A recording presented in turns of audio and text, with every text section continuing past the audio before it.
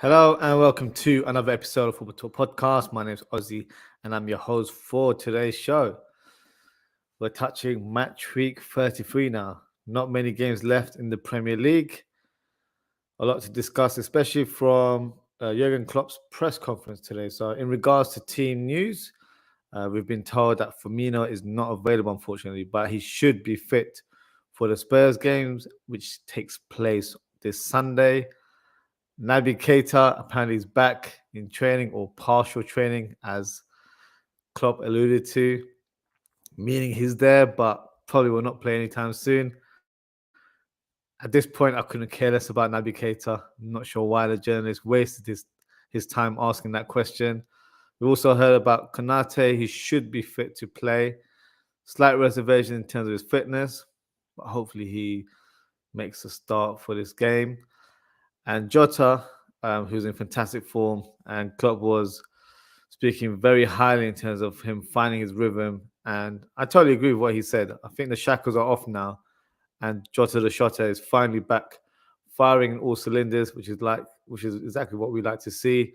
He also mentioned a couple other things. So one was one of our loanees at Bolton, Connor Bradley, who is having a great season and is probably one of the contenders for Player of the Season at Bolton.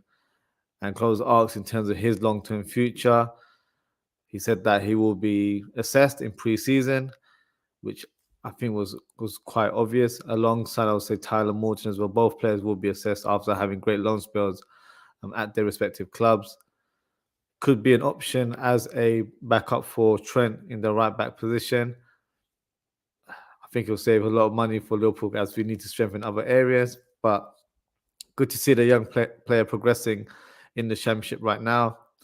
You also spoke about the sporting director speculation, where he actually gave us a little bit of an update saying no further news regarding the appointment, but the talks are ongoing and they're positive. So with that being said, I think it's an important topic to briefly touch on. So there's a lot of names that have been linked with Liverpool with regards to the sporting director position. I'll go through a few names. So one is Marcus Krosche, who is the current sporting director of Frankfurt in the Bundesliga. He has discovered the talents in the name of Randall Colomuani, who we all know had a fantastic World Cup for France. And a player that's been strongly linked to Liverpool is Danish midfielder Jesper Lundstrom as well, who is an attacking player, can play on the wings, can play as a number 10. And he was also responsible for Mario Götze returning to Frankfurt. But that's not really a discovery, to say the least. Another one is Paul Mitchell. So he's a current sporting director at Monaco. He was responsible for discovering or signing up Dele Alli to Tottenham Hotspur alongside Kieran Trippier and Toby Alderweireld, who was a good centre-back. He also had a spell at Southampton. He was able to recruit Sadio Mane, Graziano Pele, Dusan Tadic, and Dejan Lovren as well. So, yeah, signed some decent players there. And also had a short spell at Red Bull Leipzig, where he recruited Nkuku, Lookman, Almo, and Schick as well. So in terms of the portfolio there, a lot of decent names there. But at the minute, the speculation is that he's not actually leaving Sporting Lisbon anytime. Sporting Lisbon. Monaco anytime soon. So, yeah, I think that one's probably a non-mover for now. Another one that has strongly been linked is Tim Steidten, who's actually a free agent, where he left his position at Bayer Leverkusen in March. So he was the one responsible for discovering the likes of Florian Wirtz, Moussa Diaby, Adam Hlozek, and Piero Hincapié as well. So Diaby is one, if you watch my content, is someone I really, really like, and I feel like will do well at Liverpool. Wirtz as well. I think he's just come back from a long-term injury, but he's got huge potential to be a top player.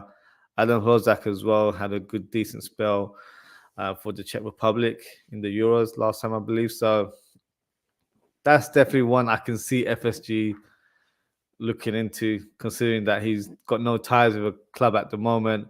Sounds like a very FSG move to get someone like that. But that would be one name I feel like would be a contender. Another one is Sven Mislinat. So I'm not sure if I butchered his name there. He's actually worked with Jurgen Klopp in the past in Dortmund. He was responsible for discovering Lewandowski, Aubameyang, Kagawa, and Dembele, as well as Matt Hummels, who signed from Bayern Munich. So those names are a bit more like, okay, he seems to know what he's doing. But unfortunately, in the last 2-3 years, he's not really had a great track record.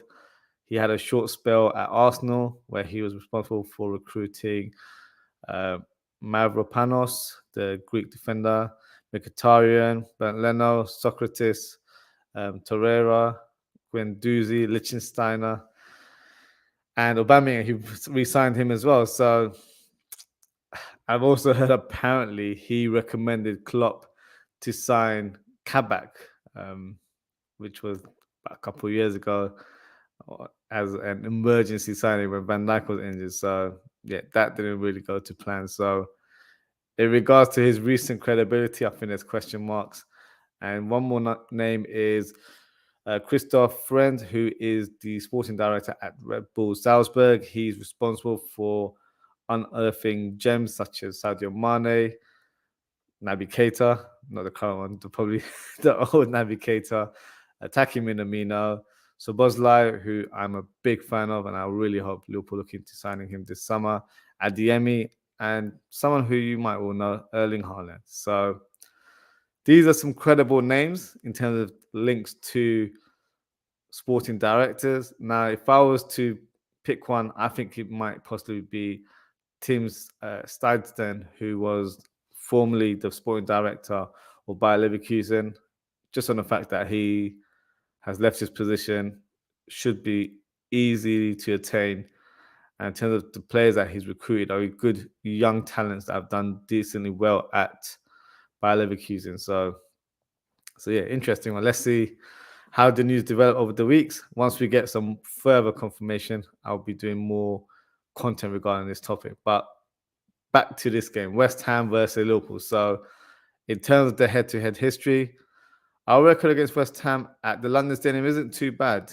I think in the last 6 games, we've won 4, we've drawn 1, and we lost 1. And the match that we actually lost was last season, 7th of November 2021. So I actually watched the highlights earlier on today, and there were some areas that I feel like are still a concern, even regarding to this upcoming fixture. So one is defending aerial challenges. The first goal that we considered in that match was a corner, and it was scored by Ogbonna. It was a controversial one as Ogbonna pretty much knocked off Alisson off mid-air, and in my opinion, should have been a foul to the keeper, but it was simply ignored by the officials. Trent Alexander scored an exotic free kick. I hope we're in a treat, and he scores similar goals in the near future. West Ham caught us on the counter, and they scored a goal 3-4 now. Zuma scored from a corner, leaping header, poor marking again, and it was our super sub at the time, Origi, gets the goal towards the end, but at that time it was too little too late. And that result actually put West Ham in third position, can you believe? So a lot has changed for both teams in that regards, but it still shows you that this is an area that is their speciality, and we really need to defend very well against them in set pieces. Let's talk about form. So this season has been underwhelming, to say the least, for both teams.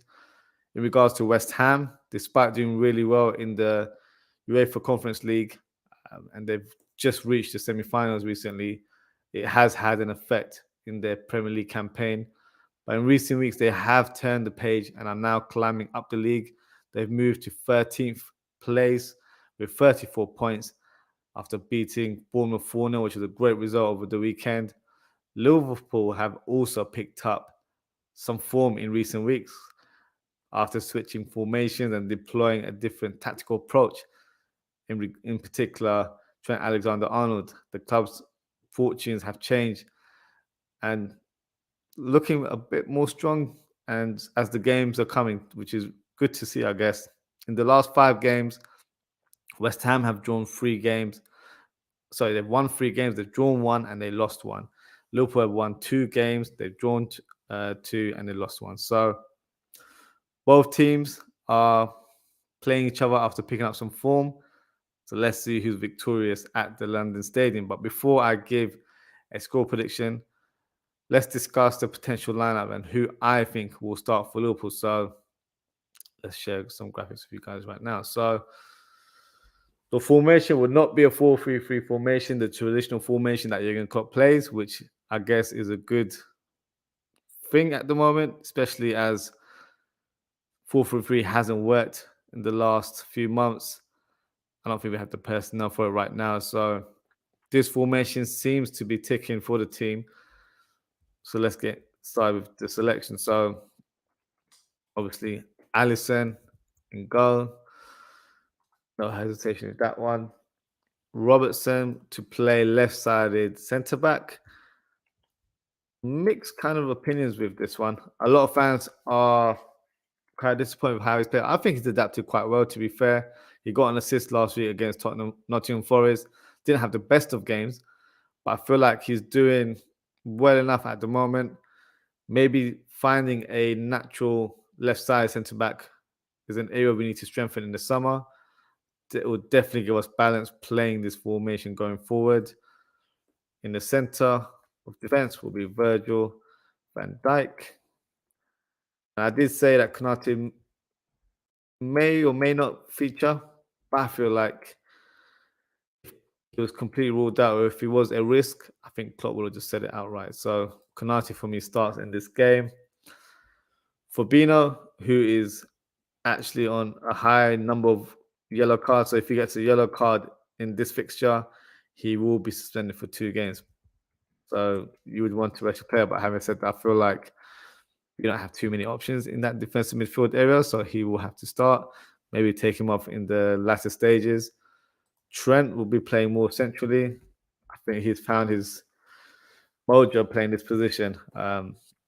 He's so effective in terms of how he plays. He's got hold of the ball a lot more than he would have at right back. He hasn't really had to focus on one-on-one defending.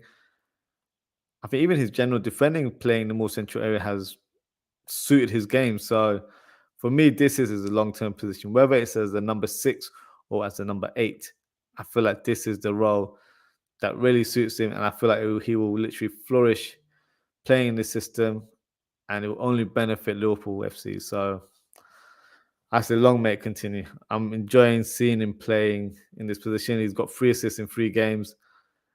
And I feel like, imagine if you started this role in the beginning of the season, where would be in the league? But that's all hindsight, to be fair. Let's talk about the next 2 midfielders up top. So Henderson has been playing the recent games. I personally wouldn't start in this one. I don't think he's been that great in the last couple of games. One player that has impressed me is Curtis Jones. I think he's got some run of games that has definitely given him some confidence going forward. I still feel like there's areas of the game that he needs to improve on, i.e., when he gets hold of the ball, I feel like he takes a bit too long to release the pass. So he needs to be a bit more quicker on his toes and pass and move as well. I don't think he does that as much. I feel like he's a bit more laid back in his approach. That is little traits that you can improve, especially he's still a young player.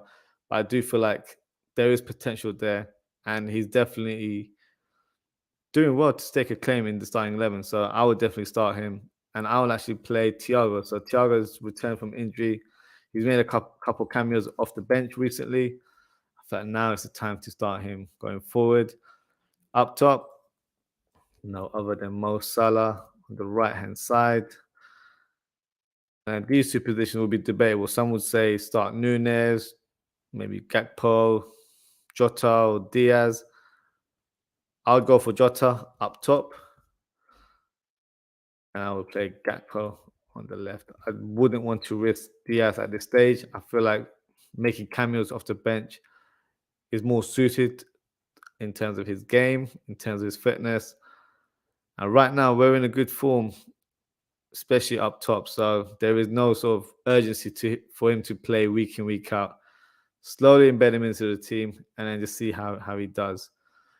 So that's the predicted lineup that I think Klopp will go with. Now, let's switch up a little bit. Let's say I was responsible for selecting the team who I would play in the starting lineup. So,